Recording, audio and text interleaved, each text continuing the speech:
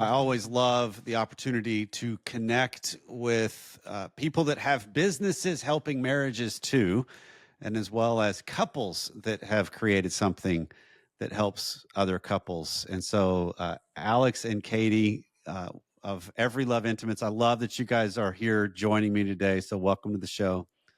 Thank you so much for having us. We're super excited to be here. Love the show. And so you guys have kind of become these little entrepreneurs, if you will, that have created something out of nothing, if you will, to solve a pain point or a problem you guys were facing, right? So tell me, how did what you guys are doing now, how did that evolve? Man, we've been married about 5 years. When we first got married, Katie, one of her love languages is gifts. So she would ask me to get her, after we got married, she would ask for like lingerie and just different intimate items we kind of started talking about we would like. So I started looking on these websites, trying to find stuff for our intimate life, and got a real conviction in my heart after looking for a couple weeks about what I was looking at. Just not great images, and as a Christian married couple, we had kind of decided we weren't looking at that kind of stuff. So anyways, fast forward 2 years of bad communication on my part. Of never explaining why no gifts were received. Yeah, Kenny never got a gift. Never got Okay, not to throw him under the bus or anything here at the beginning, but you know. Me being a newly married man, of course, I didn't say a single word to her. I just... It was a good effort. Anyways, gotcha. yeah, so then we kind of got... Yeah, about a year and a half into marriage, we kind of sat down and we're like, hey, why is this part of our relationship really lacking? And it kind of came down to not having the resources that we needed, not necessarily having the education that we needed at the time. And that can be kind of true across the board. We've noticed that after reaching out to people, that it's been very true for faith-based community, but also just anybody alike. If you're looking at like a school sex education program, you're not getting actually how to have a happy, healthy marriage. So that's kind of where we noticed the gap, and we knew it was in our own marriage, and then we realized it was everywhere. Yeah. And Alex kind of had this dream always, and definitely a knack for like a business mind and a goal to help people. And so we were like, well, hey, we're already working on this ourselves. We're already figuring out how it works in our own relationship. These resources are lacking. Why not make this our business? Yeah, so we put the focus on doing products over just content, just because we felt like it was so hard to get quality products without kind of compromising your values and beliefs of what you're looking at. So we built our date night subscription box. So yeah, I can tell you a little bit more about that. It's like a date night box that comes every 2 months. So it comes with a really nice piece of lingerie that we make, and then 4 to 6 intimacy focused products, all in a neat little box that you can use at home. Let's see, what else do we do? We make a playlist for it. A virtual guide. Yeah, we have a virtual guide. So not just is it products, it's actually ideas on how to use the products. And actually 3 different date nights. So you actually will get 3 different date nights at home from each box. So it's a lot of stuff jam-packed into our little box. Yeah, but it's awesome. It's something you can do, you know, when the kids go to bed, or when the kids are at grandma's, or anytime you have a little alone time. It's like the perfect date night in for you. No, absolutely. And this is one of the things I keep coming across, is this idea that in a longer term relationship, I mean, for you guys, it was early on that this started to become a noticeable, wait, what's the disconnect here? What's the issue? Because again, over and over the 13 years of Sexy Marriage Radio, I've partnered with different companies that are really trying to fit within a Christian market that gives safe avenues to find some of the things that have a little spice or edge, that a lot of times when you start dancing around the edges of that, it can go dark fast. Right, on some of the stuff that the world has out there.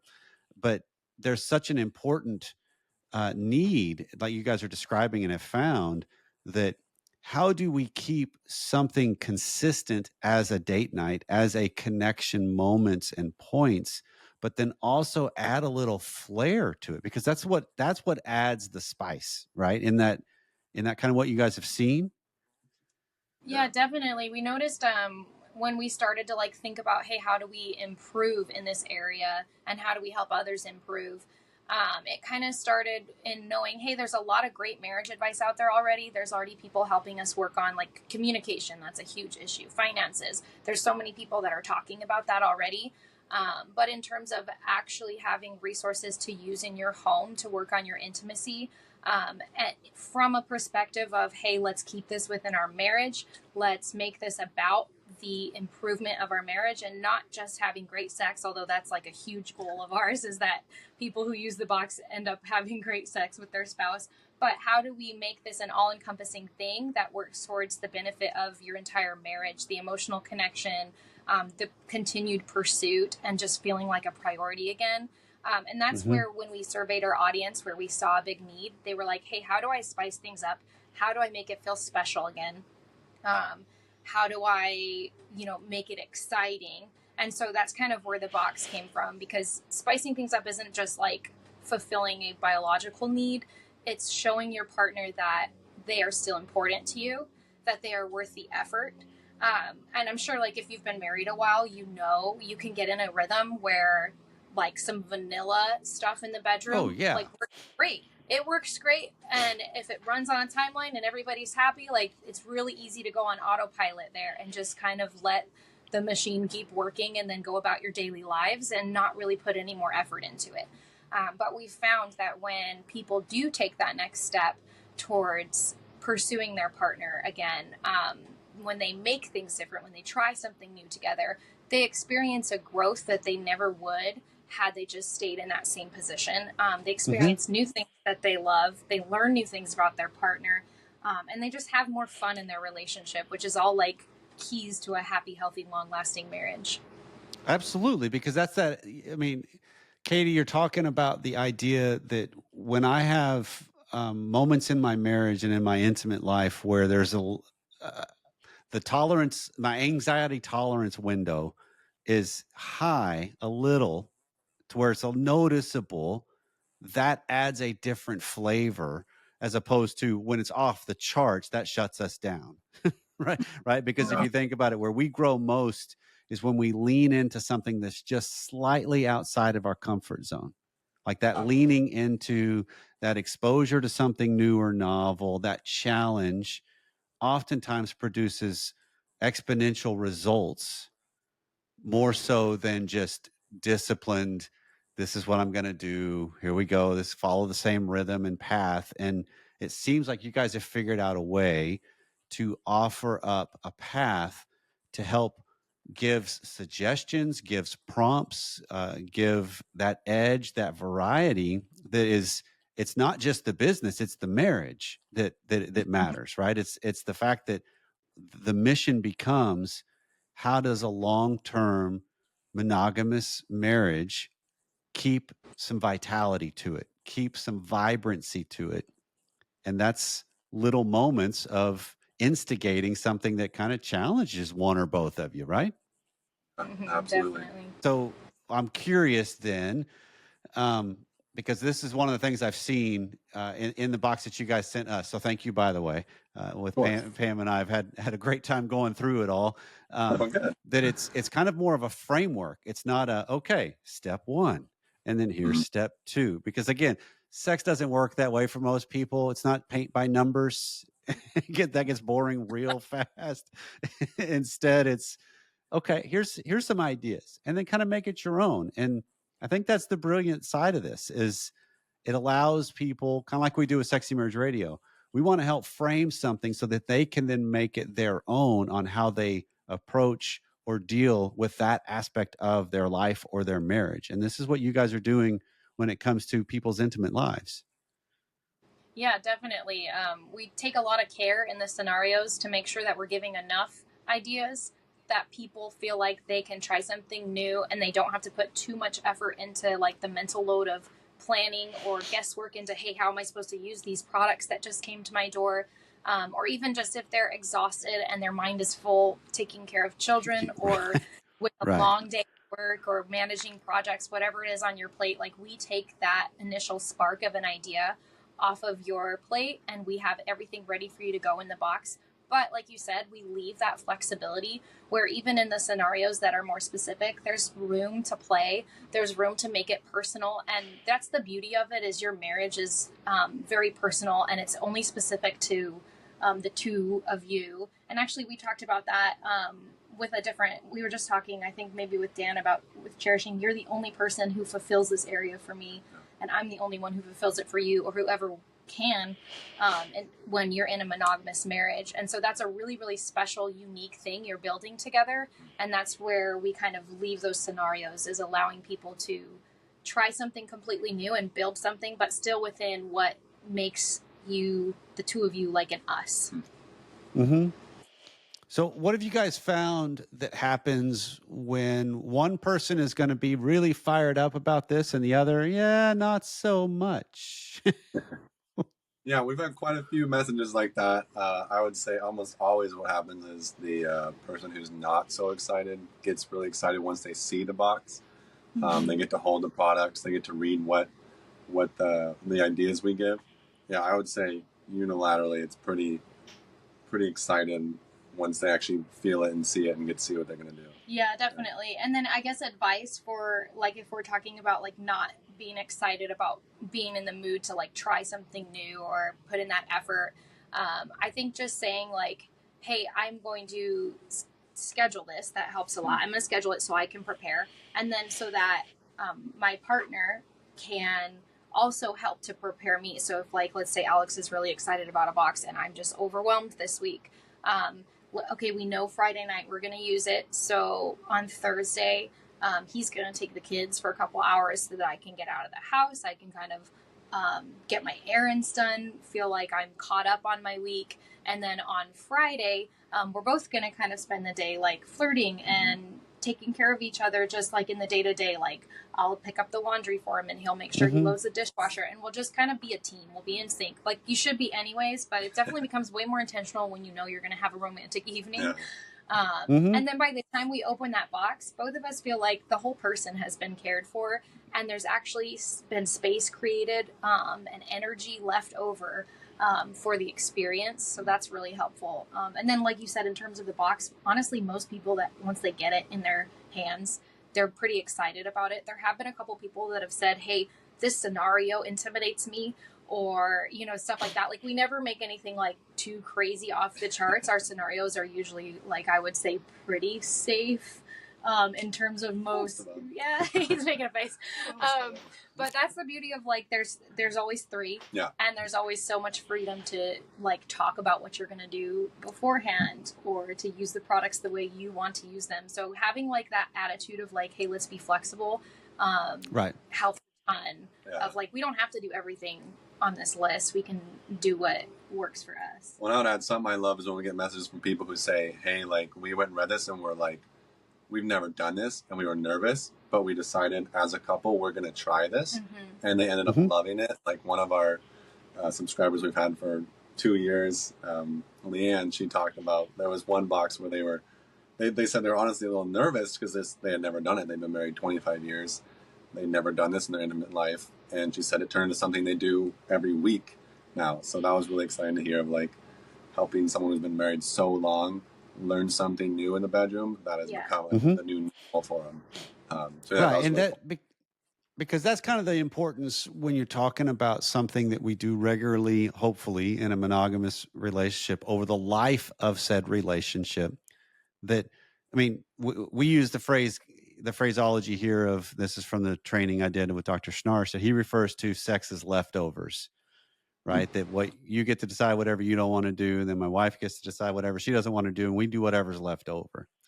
And so how do you then move into the realms of, I either don't want to do it, which that's one category, but then there's another is, I just don't even know what else are options on how I can approach something. Because again, I think to kind of be clear, at least the way I think of this, tell me if I'm off base with where you guys are too, but to be clear, is I think of this as, this is a way to be exploratory and curious about some things, not a how to as much, or not a you should as much, or instead it's just, when you're talking about the two spouses have in mind, you know what, how do we amp this up a little bit? How do we add a little flavor to this occasionally?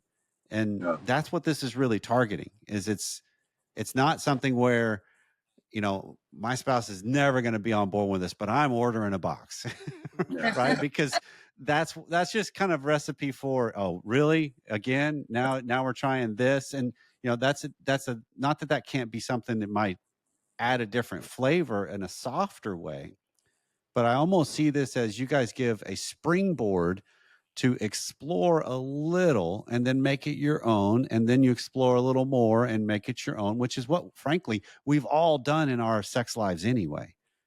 You know, Yeah. the very first time we experience this, we're freaked out typically. Like we're out of our mind anxious and we have no clue. It's fun and it Yeah. feels good, but it's like I got no clue what's really happening.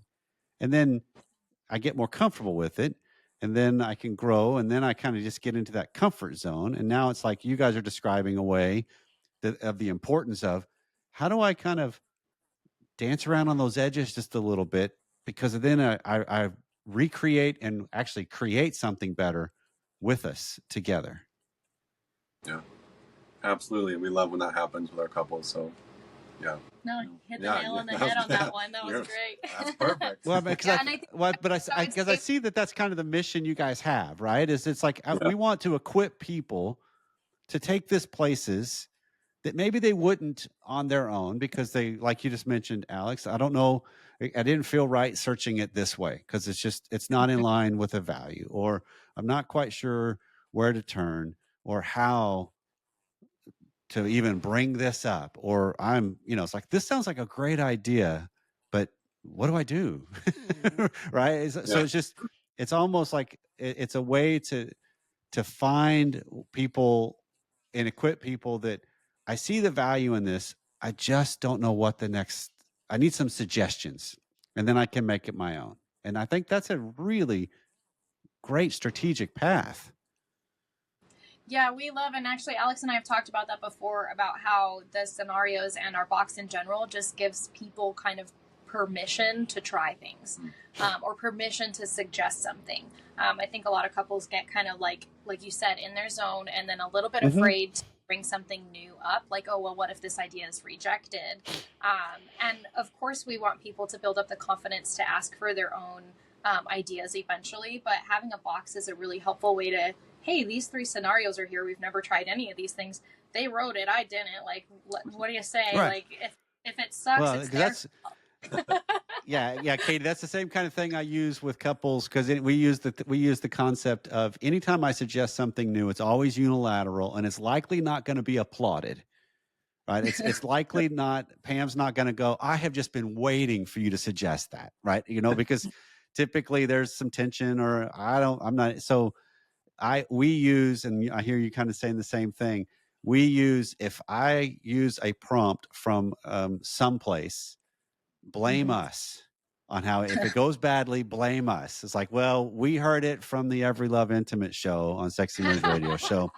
It's their fault, honey. How about let's just go to dinner and we'll dance and we'll do this instead. Perfect. That kind of fits who we are, and that's perfect. And so it's just anything that I think equips people like you're describing, but also makes it a little more fun and playful. That's such a better way to go about that aspect of our life. Yeah. Definitely. Yeah. Sometimes talking about it can be so intimidating, like Katie said. And we've noticed a lot of couples have a really hard time with that. Oh, absolutely. So we try and educate as much as we Yeah. can on how we've overcome those obstacles. But yeah, then the box is definitely our main help for people out there.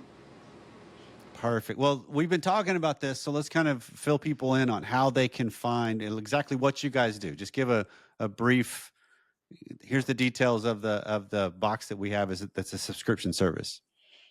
Yeah, so it comes every 2 months. If you didn't get it, it comes with lingerie, and then 4 to 6 items in the box as well, as long as 3 scenarios you can use for each box. Delivered every 2 months. You can find it on our website, Every Love Intimates. We're at Instagram as well, at Every Love Intimates. Yep. Anywhere else, babe? That's our main stuff, Yep. right? Yeah. Perfect. And then you guys we're going to collaborate, and you guys are working a great deal for us. So what do you got for the Sexy Marriage Radio Nation? Yeah, we're going to give your listeners and audience a discount for life. So you're going to get $20 off each box forever. So if you sign up through Sexy Marriage Radio, you'll get it cheaper forever. So that's pretty cool. That's very cool. Absolutely. Yeah. Yeah. And then Okay. we'll make the discount code SMR. So Sexy Marriage Radio SMR. Perfect. Well, Alex and Katie, I so love the mission you've got and just the way you're going about it. I think it's a very smart way to try to help people in areas that some really know they need the help, but I think a lot of us don't realize we need the help. And so it's so good to have you guys on and what you guys are trying to do. So thank you so much. Awesome, Dr. Corey. Thank you. Yeah, it was great thanks talking for to what you. you do as well.